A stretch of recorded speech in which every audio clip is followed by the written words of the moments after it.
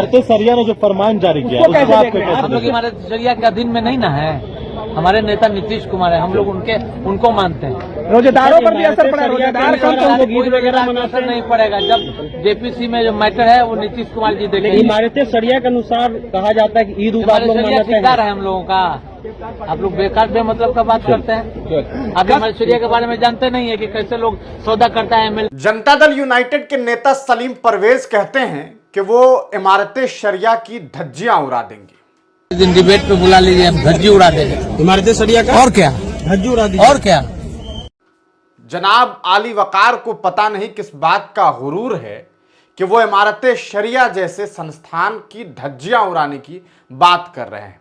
तकलीफ इन्हें यह है कि मुस्लिम तंजीमों ने, मिल्ली तंजीमों ने यह ऐलान कर दिया कि इस बार मुख्यमंत्री नीतीश कुमार के सरकारी दावत इफ्तार में कोई मुसलमान ना पहुंचे और ना ही मिल्ली तंजीम के कोई रहनुमा पहुंचे।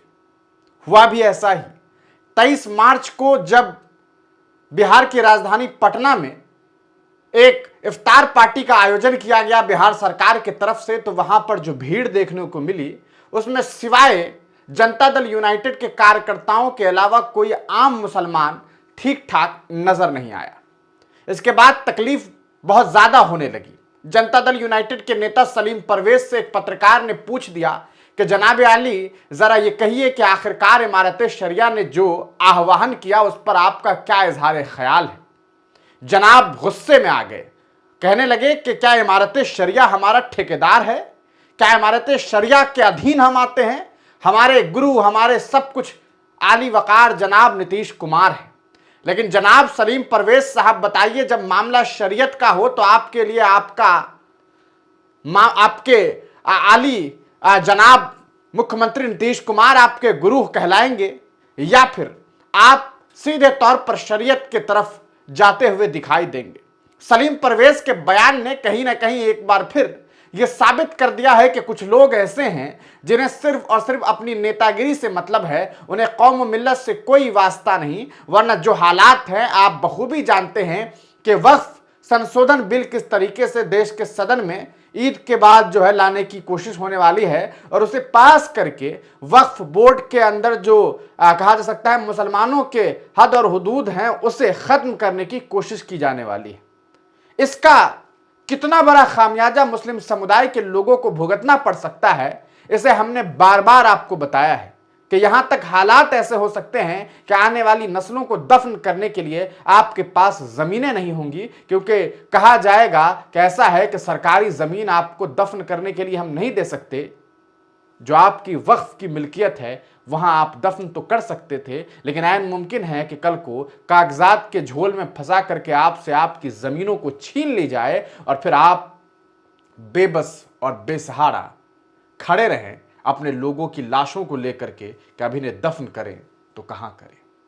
आपसे आपकी मस्जिदों को छीन लिया जा सकता है। आप ये बात बखूबी जानते हैं कि जिस मुल्क के संविधान के तहत एक कानून बनाया गया प्लेसेस ऑफ वर्शिप एक्ट 1991, जो साफ तरीके से साफ लफ्जों में यह कहता है कि तारीख सन 15 अगस्त 1947 के दिन जो भी धार्मिक स्ट्रक्चर जिस स्थिति में थी, चाहे वो मस्जिद हो, मंदिर हो, गुरुद्वारा हो या अन्य धार्मिक स्थल, उसे बाद में वही स्थल माना जाएगा। लेकिन इसके बावजूद आपसे आपकी बाबरी मस्जिद छीन ली गई, आपसे मथुरा की शाही मस्जिद छीनने की कोशिश हो रही है, आपसे काशी की मस्जिद छीनने की कोशिश हो रही है, आपसे संभल के जामा मस्जिद को छीनने की साजिशें रची जा रही है। हद तो यह है कि देश की राजधानी दिल्ली के दिल में बसी जामा मस्जिद को भी आपसे छीनने की साजिशें चल रही है।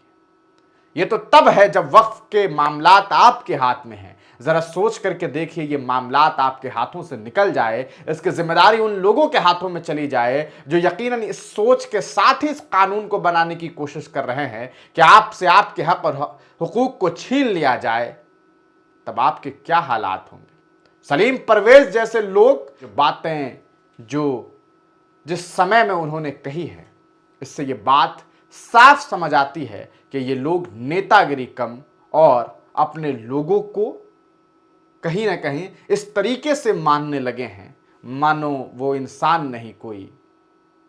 आप बखूबी समझते हैं। सलीम परवेज के इस बयान को आप किस तरीके से देखते हैं, अपनी राय कमेंट सेक्शन में जरूर दीजिएगा। आपको बता दें, all India Muslim personal law board और दीगर कई मिल्ली तंजीमों ने यह ऐलान कर दिया है कि तारीख 26 मार्च जगह बिहार की राजधानी पटना गर्दनी बाग के धरना स्थल पर तमाम मिल्ली तंजीम के लोग और बिहार के मुसलमान एकजुटता के साथ वहां पहुंचेंगे और वक्फ संशोधन बिल के खिलाफ आवाज़ बुलंद करेंगे और हुकूमत को यह आईना दिखाएंगे कि आपके कानून बना लेने से बात नहीं होगी, बात ये होगी जो हम चाहेंगे, क्योंकि हम यहाँ के जनता हैं और जनता ही इस मुल्क का मालिक है। हमें उम्मीद है कि 26 मार्च को आप भारी से भारी तादाद में वहाँ पहुँचेंगे। अपनी राय कमेंट सेक्शन में ज़रूर दीजिएगा।